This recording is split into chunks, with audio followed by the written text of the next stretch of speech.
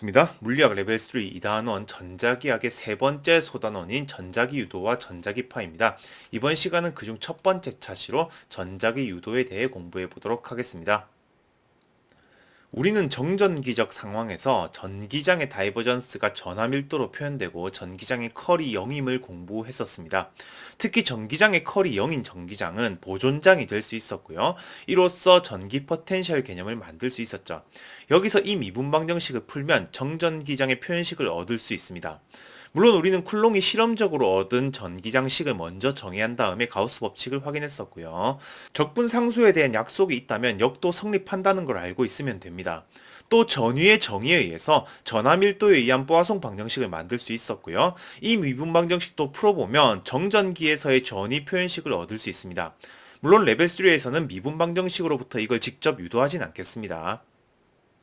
전기장은 전하가 있는 경우에 만들어지기도 하지만 패러데이의 실험에 따르면 자속의 시간 변화에 의해서도 전기장이 유도될 수 있었습니다.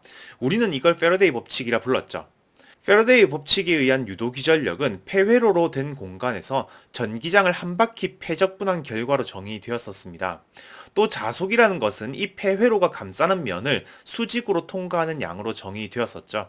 그래서 이 식의 의미는 어떤 면적의 법선 벡터 방향으로 자기장의 시간 변화율이 있을 때 이 면적을 오른손으로 감아지는 회로 방향의 반대 방향으로 전기장이 유도된다는 뜻이었습니다. 이 패러데이 법칙도 공간의 모든 점에서 성립하는 식으로 변환시켜 볼 건데요. 먼저 우리는 회전 정리를 이용해서 유도 기전력의 식을 전기장의 컬에 대한 면적 적분으로 바꿀 수 있습니다. 그러면 패러데이 법칙에 의해서 두 식을 한꺼번에 쓸 수도 있는데요. 이때 시간에 관한 미분은 면적 공간의 적분과 관계없어야 하기 때문에 편미분으로 바꿨습니다. 그리고 이 식이 면적 적분 구간을 아무렇게나 잡아도 성립하려면 적분 내부의 식이 같아야 하죠. 이 식이 말해준 건 공간의 어떤 지점이든지 자기장의 시간에 대한 변화 벡터가 존재한다면 그 지점에 전기장의 회전이 발생한다는 겁니다. 따라서 이 식은 공간의 모든 점에서 성립하는 패러데이 법칙의 미분형이 되겠죠. 이걸 적절한 면적에 대해서 적분하면 패러데이 법칙의 적분형이 되는 거고요. 시간에 따라서 자기장이 변하게 되면 정전기에서 다뤘던 것처럼 전기장이 더 이상 보존장이 되지 않습니다. 그래서 이 형태로는 전기 포텐셜을 정의하긴 힘들어 보이죠. 그렇지만 벡터 포텐셜을 이용하면 컬이 0이 되는 장을 정의할 수가 있습니다. 즉 시간에 따라서 장이 변하는 경우에는 전기장과 벡터 포텐셜의 시간 미분의 합이 보존장이 되고 이걸 전기 포텐셜로 다시 정의할 수 있습니다. 이로써 일반적인 전기장은 전기 포텐셜의 공간적 기울기와 자기 포텐셜의 시간적 기울기 모두에 의해서 결정된다고 볼 수 있는 거죠. 이제 전기장도 자기 포텐셜에 의존한다는 사실을 알았으니까 하나의 자기장을 결정하는 자기 포텐셜들 사이의 변환관계도 살펴보겠습니다. A와 A' 사이에는 어떤 스칼라 함수의 그레디언트만큼의 차이가 나는데요. 만약에 이 자기 포텐셜들로 똑같은 전기장도 만들어야 한다면 전기 포텐셜들 사이에는 이런 관계가 성립해야 합니다. 추가로 생긴 적분상수 D는 이미 전기 포텐셜의 의미를 충분히 이해하고 있다면 당연한 결과죠. 여기서 중요한 거는 포텐셜을 변환해서 똑같은 전기장과 자기장을 만들려면 이 관계에 맞게 자기 포텐셜과 전기 포텐셜을 한꺼번에 변환시켜야 한다는 거죠. 물론 D는 아무래도 상관없고요. 이것이 전자기학에서 가장 일반화된 형태의 게이지 변환이 됩니다. 우리는 정전기장 단원에서 경계에 면전함밀도가 있을 때 전기장의 수직 성분이 면전함밀도만큼 차이가 나고 전기장의 수평 성분이 연속임을 확인했었습니다. 이 식들은 모두 정전기장의 다이버전스와 컬로부터 유도된 거였죠.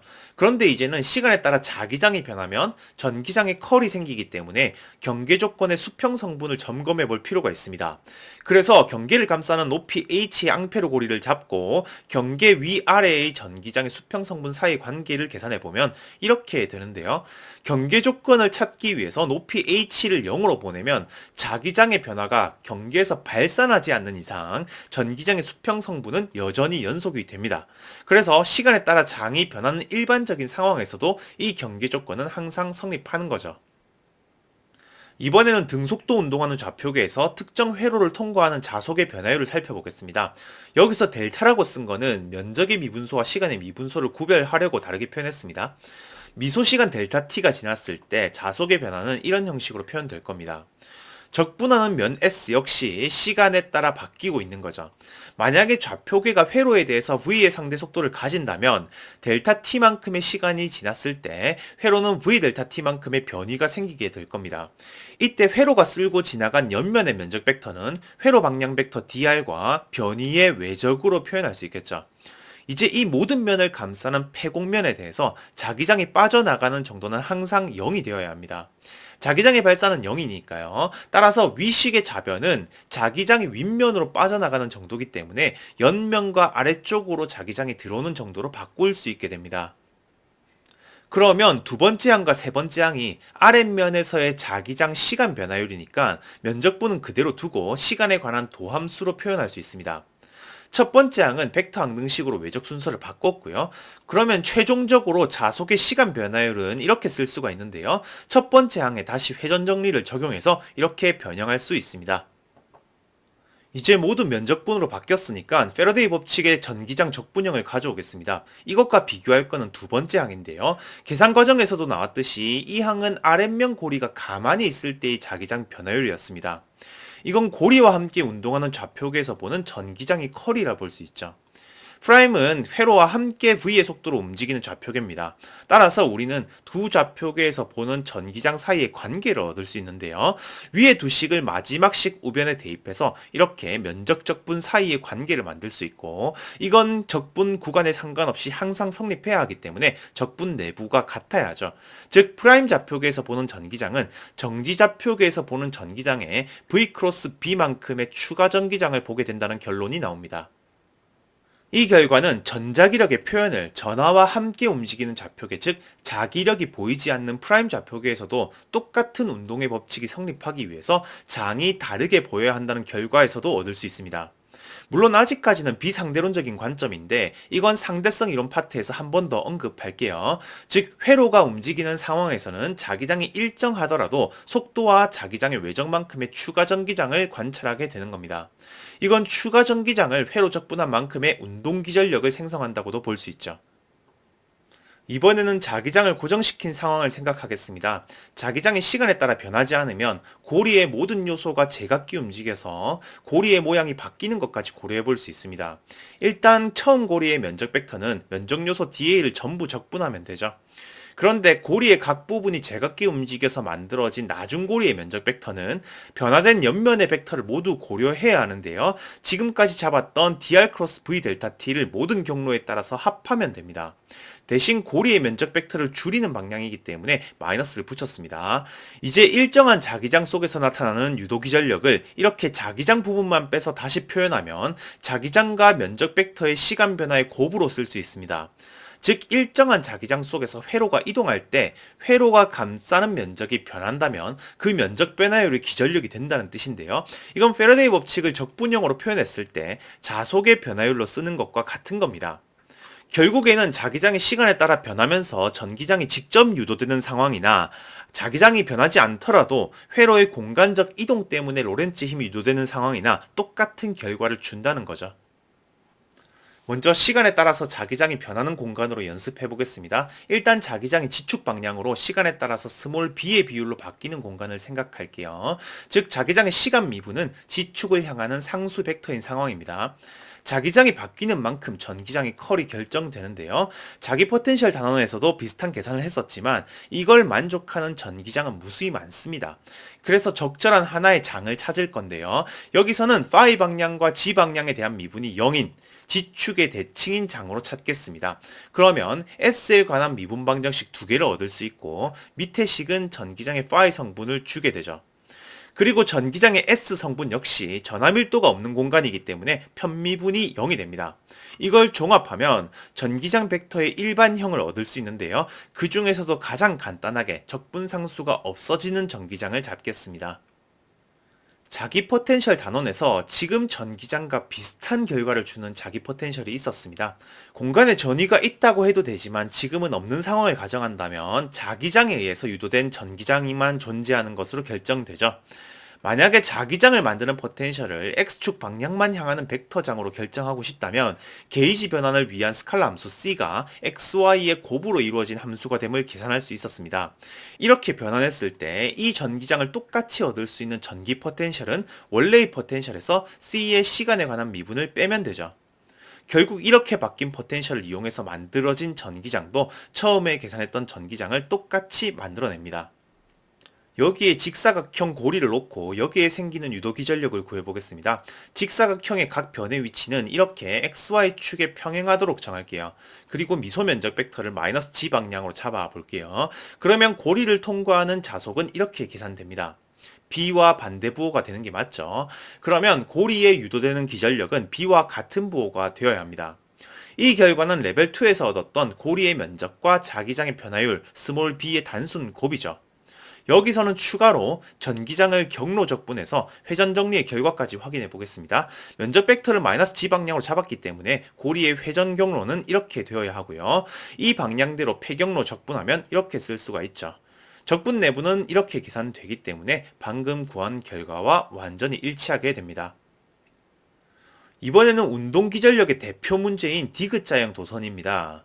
일자형 도선은 V의 속도로 운동하고 있고요. 움직이는 부분의 길이는 라지 L로 두겠습니다. 자기장은 나오는 방향으로 균일하게 걸려 있고요. 시간에 따라 변하지 않을 때 우리는 유도기전력의 크기가 BLV가 된다는 걸 이미 알고 있습니다. 여기서는 좌표를 잡아서 좀 더 정밀하게 계산해 볼게요. 속도가 X축, 자기장이 G축, 도선이 놓인 방향이 Y축이 되도록 잡았습니다. 우리는 레벨 2에서 자기장이 변하지 않는 상황에서는 전기장이 유도되지는 않지만 도선 내부의 전하 운반자가 로렌츠임, 즉 자기력을 받기 때문에 BLV만큼의 유도기전력이 생긴다는 걸 공부했었습니다.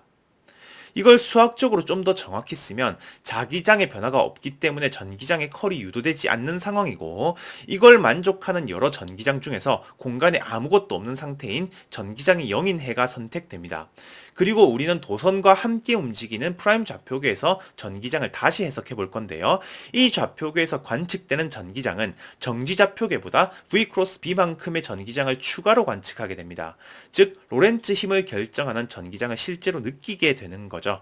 그래서 움직이는 도선에서 마이너스 Y 방향으로 회로 적분을 해보면 BLV만큼의 유도기전력이 발생한다는 걸 확인할 수 있습니다. 자기장이 일정한 상황에서는 면적의 변화에 의한 기전력으로 계산해도 같은 결과를 얻을 수 있습니다. 면적 변화율은 LV의 크기로 마이너스 G 방향을 향하고 있죠. 이건 DR 방향이 회로 방향이 되는 면적 벡터가 마이너스 G를 향하기 때문입니다. 따라서 유도기전력이 BLV로 똑같이 계산됩니다. 마지막으로 레벨 2에서 다뤘던 무한직선 도선에 의해서 형성된 자기장 내에서 평행한 방향으로 움직이는 직사각형 고리 도선입니다. 전류 I가 흐르는 직선 도선이 향하는 방향을 G축, 사각 도선이 있는 면의 방향을 S축으로 둔 원통 좌표계를 잡겠습니다. 그리고 고리 도선의 크기를 정하기 위해서 각 변이 존재하는 위치도 정할게요. 일단 이 공간에서는 전류 I에 의해서 이런 자기장이 형성되어 있습니다.